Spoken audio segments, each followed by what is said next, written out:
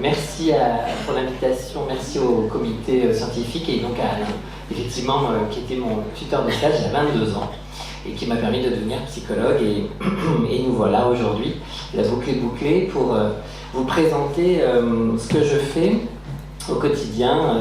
Après tout ce que Alain vous a présenté, effectivement, je ne fais pas de la poésie dans le service, quoique, mais dans les chiffres et dans la psychologie, il y a beaucoup de poésie aussi. En tout cas, donc moi je suis là pour... Je vais prendre ça parce que moi je bouge beaucoup quand je parle. Donc moi je travaille à l'hôpital Robert Debré, comme l'a dit Alain. Alors l'hôpital Robert Debré, c'est un hôpital qui a un rayonnement national, européen et mondial, puisque nous accueillons des enfants du monde entier pour venir se faire soigner, et également des dom-toms.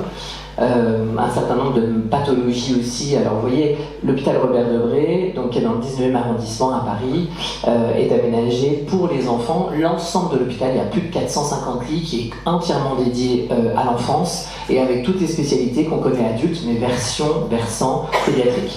Et donc avec des coins, effectivement des jardins sur les terrasses, les scanners qui sont bien évidemment aménagés, et puis des jardins intérieurs qu'on appelle les jardins d'hiver, où les enfants peuvent aussi aller jouer. On fait aussi des défilés de mode, avec un certain nombre de stars qui sont marraines et parrains des enfants.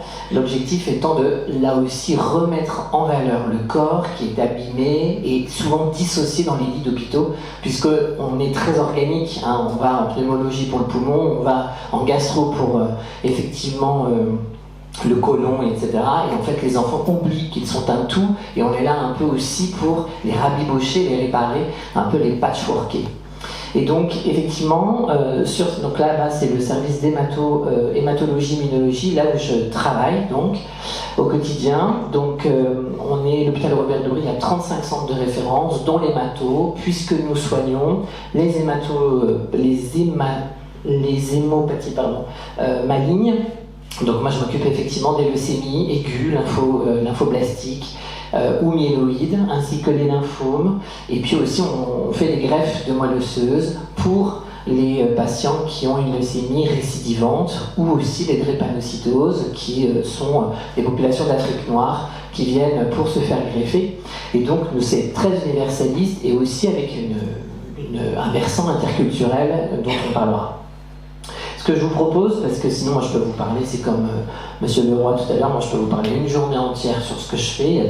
Les enfants sont tellement inspirants dans leur résilience qu'il y a de quoi vous transmettre. Alors moi du coup on va se focaliser sur l'adolescence, avec une concomitance de deux crises, celle de l'adolescence et celle de l'annonce qu'il faut recourir à une greffe de moelle osseuse, dans le cas précisément de ces adolescents qui ont une leucémie grave, qui ont été traités par chimiothérapie, ils ont été chimio-réfractaires, donc ça n'a pas marché, et donc on indique une greffe de moelle osseuse. Comment, à 15 ans, par exemple, alors que je suis en pleine adolescence, comment est-ce que je vis ce processus de greffe de moelle osseuse avec chambre stérile, etc., etc.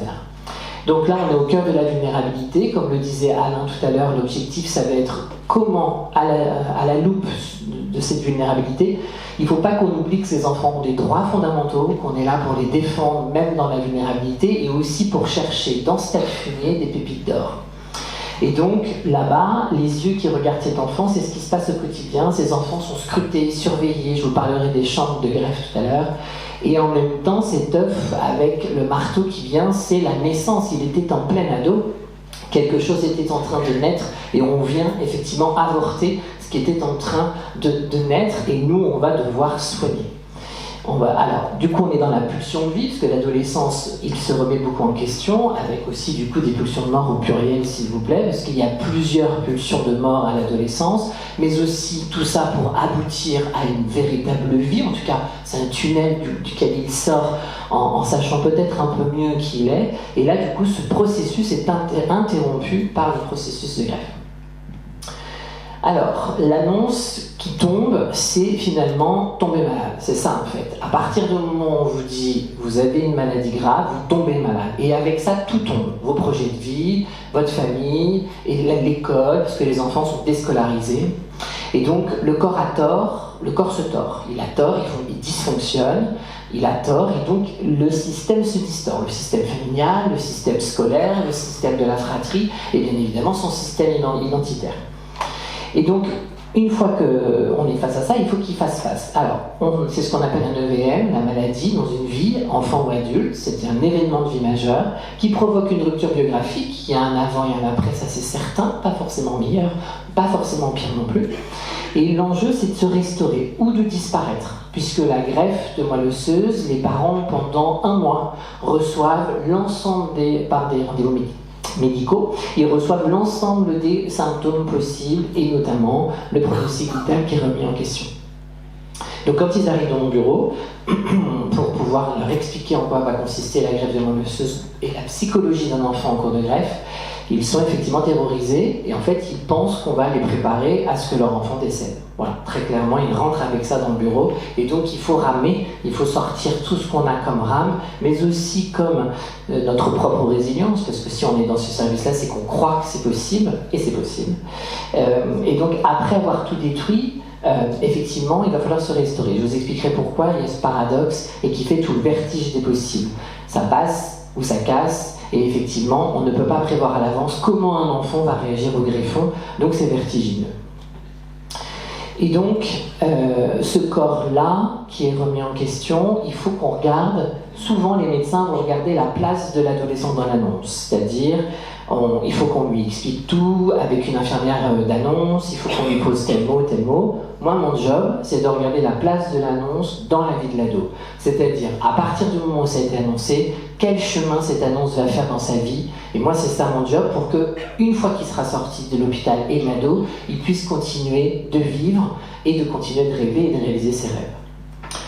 L'adolescence, alors, Monsieur Leroy parlait tout à l'heure de Winnicott et du poteau noir. Moi, j'ai terminé une étude là sur l'enfance et sur la protection des ados, où j'ai parlé du triangle des Bermudes, où effectivement, à un moment donné, là, il y a quelque chose il y a une convergence de problématiques.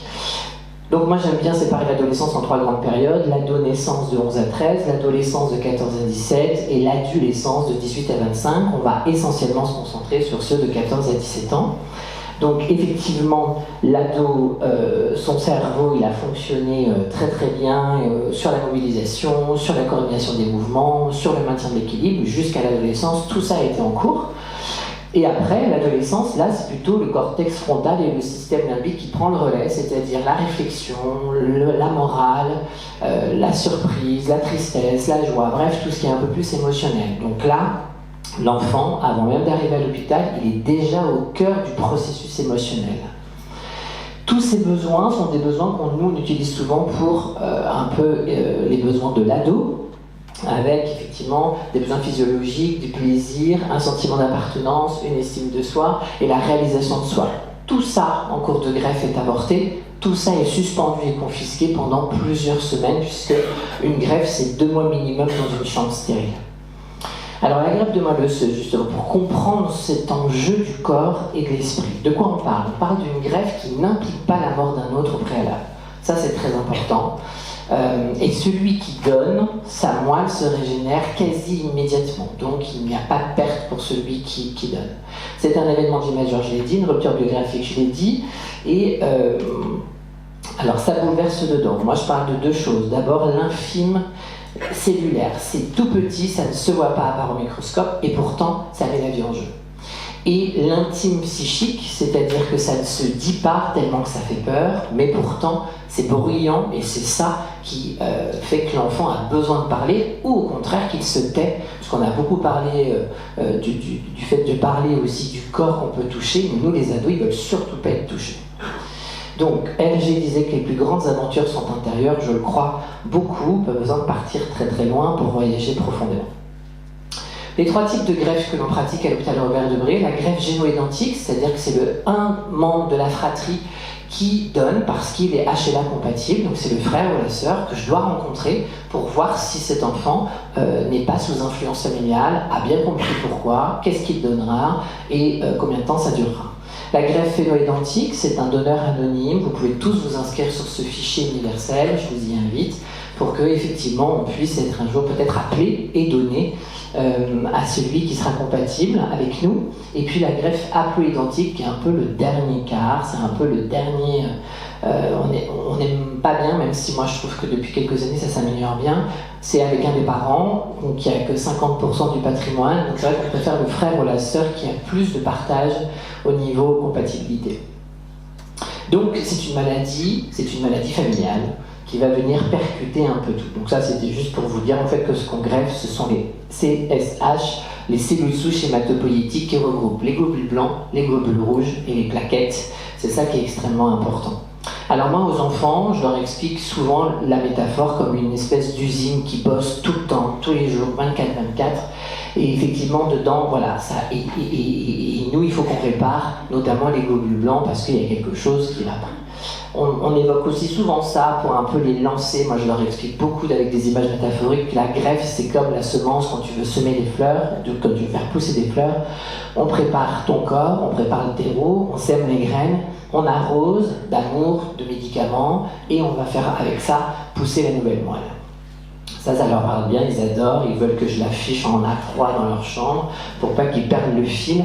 Et effectivement, on fait aussi, toujours avec cette métaphore de la fleur et de la plante, effectivement, on montre un peu les grandes phases. Ça, c'est ce qu'on a créé avec l'éducation thérapeutique du patient. Effectivement, c'est ce qu'on explique et c'est ce qu'on montre à l'enfant et aux parents surtout. C'est encore une fois pour que tout le monde rentre dans cette chambre de greffe avec une image que le corps ne va pas forcément être ne va pas forcément disparaître, malmener, mais pas disparaître. Alors le conditionnement, c'est mon fameux terreau qu'on prépare, c'est-à-dire que pendant 7 à 10 jours, l'enfant, il faut éradiquer sa moelle, parce qu'on a besoin de place dans les os, il faut qu'on enlève cette moelle pour en mettre une nouvelle. Donc pendant 7 jours, on fait de la radiothérapie et de la chimiothérapie pour supprimer cette moelle osseuse. Donc si finalement tout est brûlé, donc ce corps est vraiment, c'est tout de suite, on le voit tout de suite, les enfants ont tout de suite les premiers symptômes. Donc c'est l'éradication de la moelle osseuse avec cette coulée de lave qui traverse. Et vraiment, les enfants parlent de ça, ils sentent de toute façon que quelque chose se passe. Et puis arrive au bout de 10 jours l'infusion. Ça veut dire l'infusion, c'est comme un sachet de thé que vous mettez dans l'eau. Vous voulez que l'eau prenne la couleur et le goût du sachet de thé. L'infusion, c'est je mets les cellules de ton frère en bonne santé dans ton corps et je veux que ton corps à toi prenne toutes les bonnes caractéristiques des cellules de ton frère, puisqu'il a dit oui.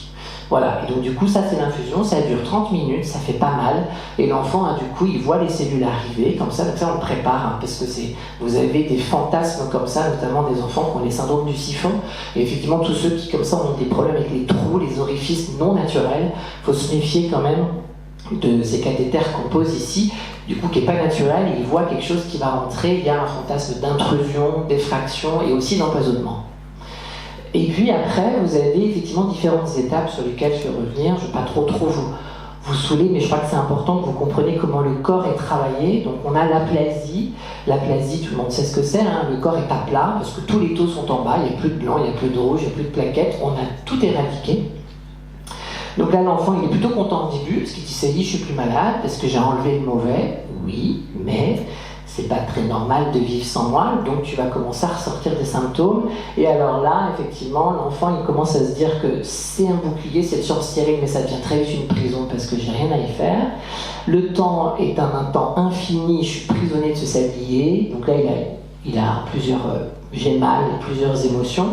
Mon petit soldat blanc, là, c'est les globules blancs qu'on attend comme des armées qui vont venir le protéger. On surveille ça parce que, si vous voulez, une moelle osseuse, ça dure donc 6 à 8 semaines de greffe. Et à partir de la 3e semaine, normalement, on peut commencer à voir les premiers globules blancs. Et là, le corps est en train de se réparer. Donc tout le monde attend ça. Et puis, il y a aussi une succession. Donc là, en fait, moi, beaucoup, les enfants sont comme ça, ils bouchent leurs oreilles, ils ne veulent pas parler, ils sont sous les draps parce qu'ils sont surstimulés dans cette chambre. Et du coup, nous, quand on rentre en tant que psy, on fait paratonnerre, et à nous, il peut dire non, en fait. Voilà, nous, on n'a pas de blouse, sauf les blouses de protection, on n'a pas les mêmes blouses que celles qui font les soins. Et donc, effectivement, à nous et aux parents, il peut dire non. Va te faire voir, reviens demain, reviens jamais, tu m'emmerdes, très bien. Pas de problème, je suis là pour ça. Et donc, effectivement, je repasserai demain. Si jamais les lâcher, par contre, toujours maintenir le lien, parce que le jour où il réémerge, il se rappelle que vous avez été fidèle et du coup, il vous appelle. Et souvent, les infirmières m'appellent en disant, bah, il veut te parler, ça y est, il est en train de réémerger. Voilà, le doudou, beaucoup de régression infantile, la tortue, parce qu'il se rentre un peu à l'intérieur, et puis bien évidemment la colère, et aussi le refuge dans les écrans, je vous en reparlerai tout à l'heure, parce que c'est un peu dévastateur. Alors justement, les écrans, c'est ce qu'on appelle l'hétérotopie, qui est un concept développé en 1967 par Michel Foucault. Et effectivement, l'objectif, c'est de donner un espace à votre utopie. Donc les enfants, ils ont besoin que le rêve qu'ils ont dans la tête devienne un lieu, puisque le lieu dans lequel ils sont, c'est-à-dire la chambre d'hôpital, est un enfer. Donc il se crée cette espèce de autre corps et autre lieu, avec du coup un travail que l'on fait sur la resynchronisation des rythmes, parce que bien évidemment, il n'y a pas d'école, voilà, donc bon, je ne vous cache pas que quelquefois, à 2h du matin, ils jouent encore. Donc là, du coup, on fait des chartes d'utilisation des écrans.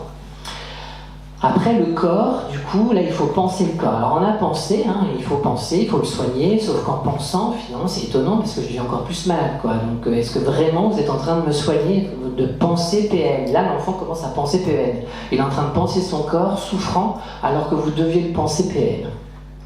Donc on les nomme, on les explique, donc ça c'est les... Alors la mucite, c'est des infections, des aftes, un peu avec du sang dans la bouche, et aussi c'est assorti souvent d'anite ou de vulvite chez les jeunes filles, et c'est très très douloureux pour les enfants, même avec de la morphine parfois en calme pas tout. Bref, tout ça fait travailler l'image du corps, voire l'imagerie du corps, c'est-à-dire la machine du corps commence à s'enrayer, et quel regard l'enfant pose sur cette image et imagerie qu'il ne contrôle plus. Il faut quand même préciser que cette analyse-là, elle ne peut pas se faire en dehors du cercle familial. Je vous le disais, c'est interculturel. La relation au corps, l'effraction du corps, la pudeur, en fonction des cultures, c'est extrêmement différent. Donc on fait très attention aussi à qu'est-ce qu'on dit, comment est-ce qu'on en parle. Le psy se confronte parfois au spi, au spirituel, et donc il faut là-dessus aussi que les gens n'aient pas l'impression qu'on est en compétition, jamais. Donc là il y a un vrai travail d'alliance qui met parfois plusieurs jours et plusieurs semaines, mais on y arrive et ça se passe très très bien au final.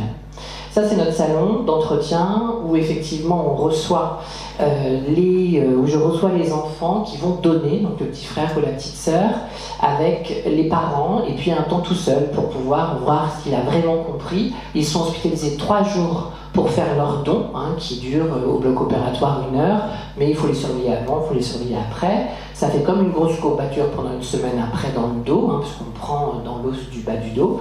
Et ce qu'on insiste là-bas, la petite vignette à droite, c'est vraiment pour dire qu'il n'est pas le sauveur. C'est-à-dire que oui, tu vas aider ton frère ou ta sœur, mais si ça ne marche pas, ça ne sera pas de ta faute. C'est pas les cellules que tu as données qui ne marcheront pas. C'est parce que tes cellules, c'est une matière première, mais ça ne suffit pas pour faire que la greffe marche. C'est nos médicaments, l'amour de tes parents et aussi ton frère ou ta sœur malade qui va faire le job. Voilà, c'est très important ça, parce que sinon là, vous avez une histoire de corps à corps et c'est extrêmement douloureux. Et là, on est dans le pensée, mais PEN.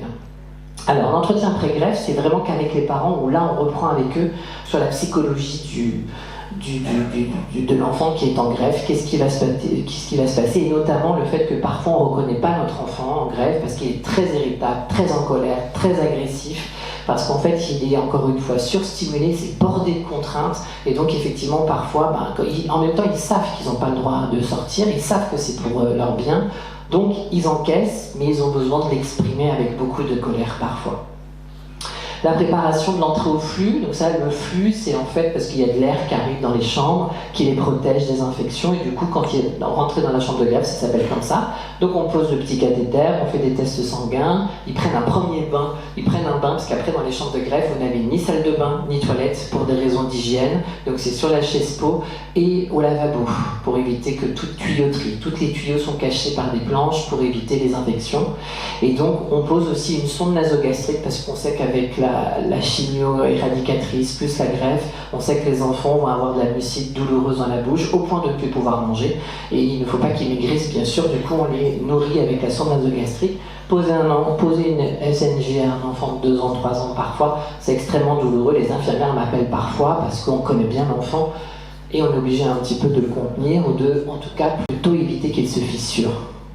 donc on enveloppe. Et puis pour les ados, très important, on fait un prélèvement de sperme ou alors un prélèvement testiculaire au bloc s'il n'est pas pubère et qu'il n'a jamais effectivement pratiqué la masturbation. C'est un sujet extrêmement délicat. Souvent les blocs nous disent c'est demain ou jamais, du coup il faut qu'on aborde le sujet avec l'adolescent de manière, on a 1 heure devant nous. Parfois on en parle avec le père, moi j'aime pas trop, parce que j'aime bien que directement avec l'enfant. Bon, souvent les ados disent si, je vais le faire. Pourquoi ? Parce qu'en fait les chimios rendent stériles. À chaque fois que nos enfants vont en greffe, c'est sûr que les chimios qu'on fait pour supprimer la moelle, il y a un risque de stérilité. Et donc il faut qu'on prélève avant. Voilà, et donc du coup l'enfant rentre en greffe avec aussi cette idée que le corps, effectivement peut-être que je vais être celui qui va à un moment donné de manière précoce amputer la filiation, et ça c'est extrêmement culpabilisant, avec aussi toute la question sur la puberté, j'y reviendrai tout à l'heure en conclusion. Donc ça c'est le flux, donc c'est fini hein, les rideaux blancs, vous savez, dans les chambres de greffe, c'est un flux comme ça qui renouvelle l'air 10 de fois par jour, qui inspire et qui aspire, et qui permet de renouveler l'air et d'enlever les microbes s'il y en a. Donc la chambre, on va aller vite, c'est un espace paradoxal avec un endroit qui protège, mais aussi un endroit d'effraction, parce qu'il y a des soins tout le temps, donc, et en fait l'enfant ne peut pas décider de sa pudeur et de son intimité. Donc ça, le corps est extrême, surtout pour un ado qui aime bien qui est un peu mimi-cracra, qui aime bien être dans sa chambre d'ado à faire ce qu'il veut, et là il est tout le temps sous l'œil de nous tous pour éviter qu'il ne se passe quoi que ce soit. Les scopes, les fils, ils ont au moins 10 de fils qui le relient à différents matériels. Bref, l'enfant quand il est dans sa chambre, à ce moment-là, corps et âme, il est face à son épreuve, c'est son Himalaya, il sait ce qu'il va devoir affronter, il est au courant de tout désormais, et là c'est extrêmement pour lui démoralisant, il a vraiment l'impression de rentrer dans un tunnel, et là tout de suite je lui dis c'est un tunnel, c'est pas un cul-de-sac, donc on va y arriver, on va faire étape après étape, et on va cheminer ensemble, je serai là avec toi. Donc des ponts et des passerelles entre hier et demain, voilà par quoi on finit, mais voilà d'où on vient, hein. Donc c'est vraiment une alliance qui se construit, et c'est bordé d'incertitudes, parce qu'il ne faut pas oublier que l'adolescence et la greffe tuent, hein. L'adolescent, le suicide est la deuxième cause de mortalité chez les 15-24 ans, donc il ne faut pas oublier que là on a une bombe à retardement entre une greffe et un ado hein, qui cumule 2 risques absolument létals. La GVH, c'est le nom qu'on utilise en médecine pour dire greffon versus hôte. Ça veut dire qu'une fois que l'enfant a reçu ses cellules, hein, et une fois que les blancs sortent, malheureusement, parfois, ils peuvent se retourner contre la personne. À ce moment-là, il y a un rejet qui s'établit. Donc ça aussi, ça fait très très peur. On revient au vertige des possibles dont je vous parlais tout à l'heure. Alors les méthodes, comment est-ce qu'on fait face à tout ça ? Donc il y a le plein, c'est-à-dire que l'enfant au début est plein de motivation, et puis très très vite, il est plein de symptômes. Il y a le vide versus le plein, parce que du coup, il commence à sentir son corps vidé d'énergie, mais dans sa tête, ça tient encore. Et puis après, il y a le syndrome du vide, où là, en fait, le psychique s'aligne sur le biologique, il est aussi vidé émotionnellement que sa moelle a été éradiquée. Voilà, et donc en fait, après, ce qu'il faut travailler avec lui, c'est la forteresse vide, parce que quand il commence à aller mieux, tous les médecins me disent super, maintenant, tous les feux sont verts. Et finalement, à l'intérieur, l'enfant, lui, se sent encore très très vite. Pourquoi ? Parce que le temps médical n'est pas le temps psychique, et que c'est pas parce que ça redémarre au niveau physique que psychologiquement, lui, l'enfant commence, il a l'effet d'après-coup, et il faut qu'il redémarre aussi, et il faut qu'il croie aussi à son corps, qui peut désormais tenir. Il a un peu peur qu'il a besoin toujours d'une béquille. Et puis cette clinique projective du pubertaire au futur père, donc je le disais tout à l'heure, comment se projeter dans 20 ans ou 30 ans, est-ce que je veux des enfants ? Est-ce que tu es d'accord pour prélever au niveau du testicule, etc. Comment c'est possible ? Alors je ne suis qu'un ado, on leur demande un exercice extrêmement risqué. Donc voilà, tout ça je passe, et donc en fait moi surtout je retravaille avec eux derrière après le plaisir qui devra être rééduqué, parce que finalement ils sont rentrés dans une sexualité de manière technique au travers de ce geste, parfois en n'ayant jamais rien fait avant, et ça il faut absolument rééduquer le plaisir pour le dissocier de considération obligataire. Voilà, donc souvent ils sont un peu dissociés au bout de la greffe, à un moment donné le corps est mal, et du coup en fait ils disent bon c'est bon, moi je mets mon cerveau off, faites votre boulot et moi je raccrocherai tout à la fin parce que là vous me saoulez avec tous vos trucs, et donc voilà. Et donc ils sont plutôt hors d'eux. Moi j'appelle ça aussi la psychoarchéologie. Donc en fait il faut faire comme un chantier de fouilles, il faut aller de couche en couche pour comprendre, ajuster nos interventions. Et là en plus, nous comme il reste longtemps les enfants, on découvre des situations de protection de l'enfance. Parce qu'au bout d'un certain temps, les parents ne peuvent plus cacher, et donc on découvre des choses qui fait que parfois je suis obligée de faire des informations préoccupantes. J'écris des courriers au juge des enfants aussi. Je rappelle quand même qu'il y a 160 000 enfants qui subissent chaque année des violences sexuelles.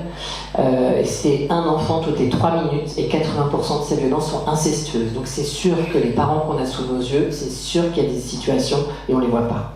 Et donc ça c'est un grand combat qu'on essaye de faire pour pouvoir être meilleur à ce sujet-là. Je donne un chiffre aussi, il n'y a que 2% de mensonges dans la parole des enfants. Donc toujours quand même prendre en compte ce qui est dit. Et puis l'enfermement, les effractions, je l'ai dit, donc j'y reviens pas, mais en tout cas, les enfants qui ont été agressés sexuellement et qui se retrouvent dans une chambre où tout est effracté, c'est la double peine, hein, parce que le corps est malmené 2 fois, et là ça se voit beaucoup dans les liens, et donc il faut beaucoup travailler ça. Beaucoup de solitude de ces enfants-là, ils sentent que leurs petits copains à l'école font leur petit chemin, et lui se sent sur une voie à part. Il y a l'école à l'hôpital, je le rappelle, pour que les enfants se renormalisent et continuent bien sûr d'avoir beaucoup de faire finalement ce que font tous les enfants de leur âge à l'école. Et ça c'est très important, ils adorent l'école, ils redécouvrent l'école, ils ont des résultats excellents parce qu'ils se rendent compte que de faire l'école c'est un signe de bonne santé. Voilà, la psychologie équilibrative, je ne vais pas rentrer dans le détail, mais c'est juste de s'adapter sans se renier, sans s'effondrer, et surtout il faut qu'on donne du sens à pourquoi tu es là, il faut te soigner, ça va bientôt finir. Moi je leur donne une image de la longue vue, zoom sur l'arrivée, la guérison, on le fait pour ça, et ça demande de traverser toutes ces étapes-là difficiles. La circularité du temps qui se répète, des faits qui reviennent, et la rumination dans la tête, ça c'est extrêmement fréquent.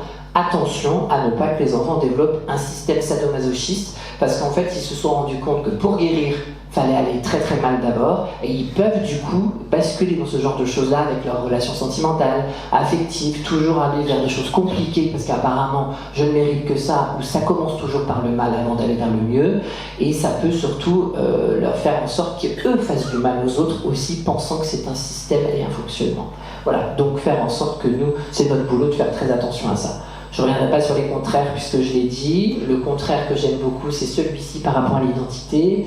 C'est crise et prise. Face à chaque crise, il y a le moyen de prise. La prise de quoi? Après la prise d'eau et après l'emprise, il y a le moyen de lâcher prise, la prise de conscience, la prise de pouvoir, la prise en charge, la prise de risque et la prise de décision. C'est ce que je travaille tous les jours pour que l'enfant, dans cette douleur, puisse petit à petit cheminer vers la douceur. Il suffit d'une lettre pour passer d'un mot à l'autre. C'est un peu plus long dans la réalité, vous l'avez compris, mais on y arrive quand même. Souvent les enfants, ils me disent, mais ils ont l'impression que leur identité est en train d'être changée, comme si finalement ils devenaient celui ou celle qui a donné. Donc un garçon parfois peut se dire, mais je vais devenir ma sœur. Donc ça, ils n'osent pas trop nous le dire, et souvent ils nous le disent quand on a la main sur la porte et qu'ils nous lâchent ce petit morceau-là. C'est ce que j'appelle un message parfois SOS dans un PS, ça veut dire que c'est presque un post-scriptum au moment où on sort, et là on revient, on s'assoit, et on démarre finalement la vraie discussion. Voilà, j'arrive au bout en vous disant que finalement, ça c'est ce qu'on appelle la timidité des cimes. Je ne sais pas si vous connaissez, mais en tout cas tous les arbres dans la forêt, même avec les plus grandes tempêtes, ne se touchent jamais au niveau des cimes. Et ça, dans la chambre de greffe, c'est exactement ce qui se passe. Tout le monde est là, les parents sont là, personne ne se touche, personne ne se parle parfois. Le sujet est tout verrouillé et les corps sont complètement figés. Nous, notre job, c'est d'être sentinelle de l'âme, d'être veilleur de vie, d'être un accompagnateur sur ce temps-là.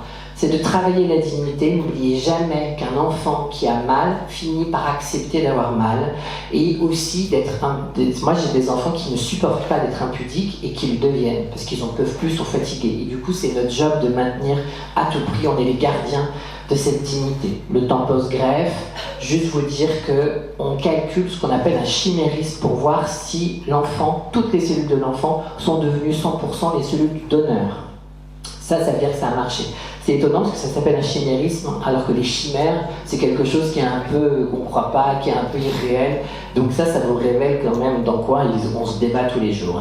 Ça, c'est le retour à l'école, la renormalisation. les réalisations, il y a une diapo pour vous dire que j'ai monté 3 groupes de parole.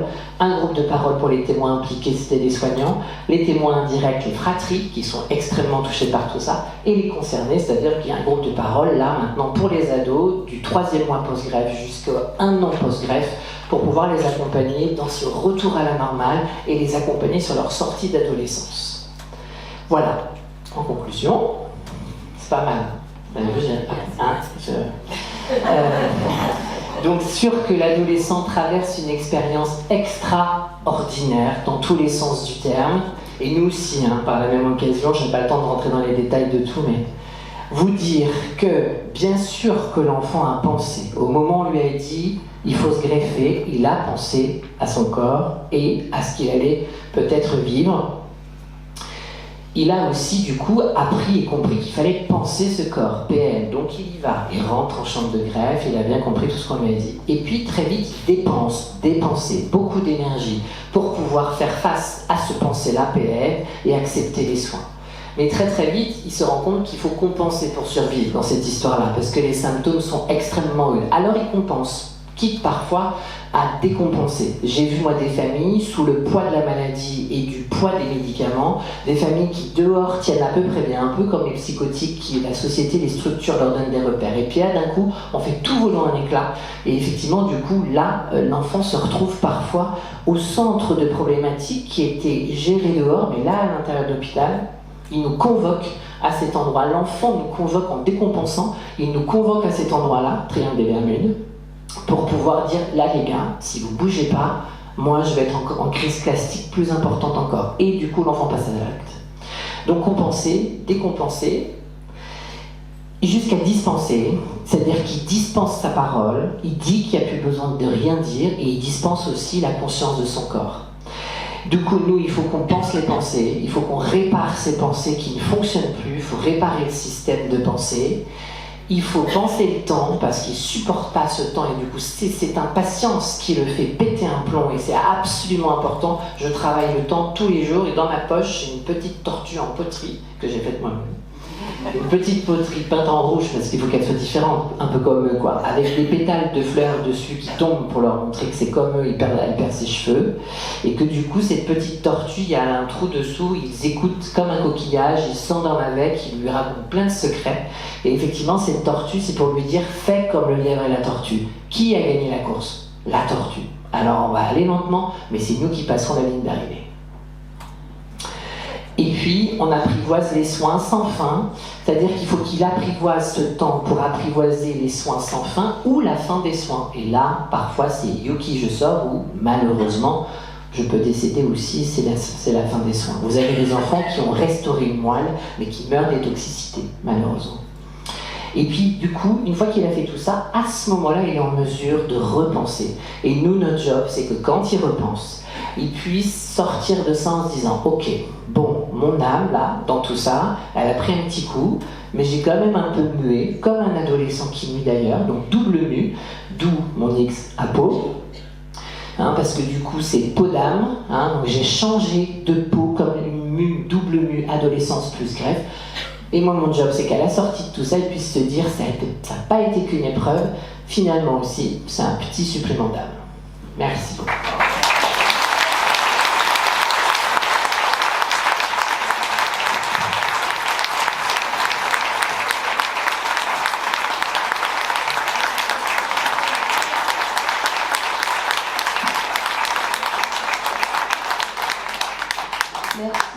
Merci beaucoup Cyril pour ce moment poétique, technique et humain.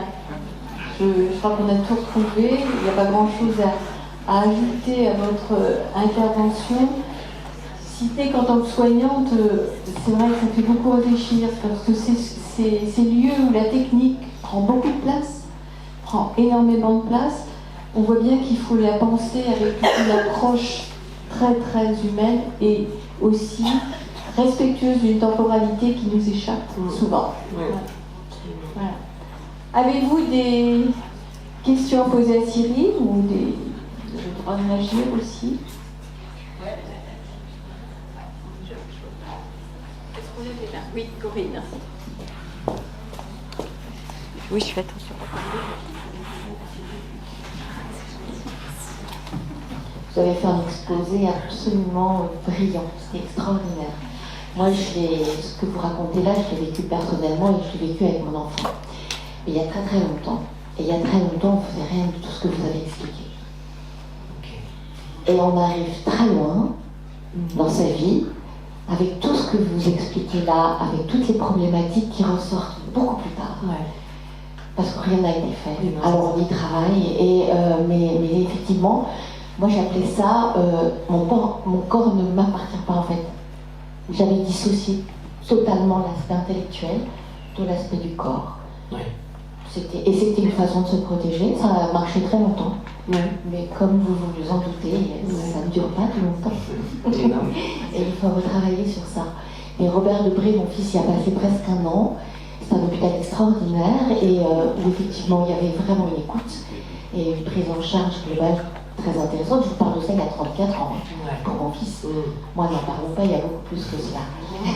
Mais c'est exactement comme ça effectivement qu'il faut imaginer les choses. C'est-à-dire qu'il n'y a pas seulement effectivement penser le corps, mais il y a la construction de sortir de l'adolescence, c'est une chose. Mais il y a la construction de l'homme ou de la femme qu'on deviendra après. Absolument. C'est un investissement sur l'avenir. Exactement. Et on sait qu'on est de toute façon imprégné profondément par la vie qu'on a eue et qu'on a vécue, et aussi par celle que nos anciens ont vue, même si on ne la connaît pas d'ailleurs. Oui, exactement. C'est prouvé maintenant, sur le plan neurologique, qu'on a une imprégnation. Oui. Et ce n'était pas le cas par le passé, une imprégnation génétique des problématiques antérieures. Absolument, et nous on a des enfants qui, alors c'est pas la majorité, mais certains ont des troubles neurologiques importants en cours de greffe. Et en fait c'est parce qu'ils se mettent en mode protection, ils ont vraiment besoin de déconnecter. Et ça en fait, de leur dire que tu as su te protéger, regarde, ça t'a beaucoup perturbé, mais c'est pas grave, tu as su te protéger, donc tu as cet instinct de survie-là, donc on va le travailler. Moi, je leur donne souvent aussi des citations dans leur chambre, je les colle, alors pour les plastifier, parce qu'ils n'ont pas le droit d'avoir du papier, parce que ça fait des particules, ils n'ont pas le droit de respirer, bref, on s'habitue à tout ça, du Babylone Schtroumpf, tout ça, et je vais leur apporter, mais oui, parce que j'ai habillé depuis à la tête, et Schtroumpf ou cosmonaute, et effectivement, souvent la citation que j'amène le plus, c'est celle de Sénèque, quoi. Le but de la vie, c'est pas d'attendre que les orages passent, c'est d'apprendre à danser sous la pluie. Et en fait, je ne fais que ça tous les jours. J'apprends à danser avec eux. Alors moi, j'ai eu un premier prix de conservatoire quand j'avais 20 ans. Alors du coup, ça m'amuse beaucoup quand je m'entends dire ça. J'aurais jamais cru pouvoir dire ça un jour dans une chambre de greffe. Et du coup, souvent les enfants disent, bah, si tu me fais le grand écart quand je sors, alors je vais peut-être me battre un petit peu, quoi. Bon voilà, donc on fait avec ce qu'on a et ce qu'on est. Mais en tout cas, moi je suis absolument sûre d'une chose, c'est que j'ai rencontré des parents tellement abîmés par tout ça. J'ai rencontré des enfants qui ont eu tellement peur et qui, quand je les vois revenir le 1er janvier pour nous souhaiter leurs vœux, voilà, enfin, c'est quand même incroyable que ceux qui viennent nous souhaiter une bonne année.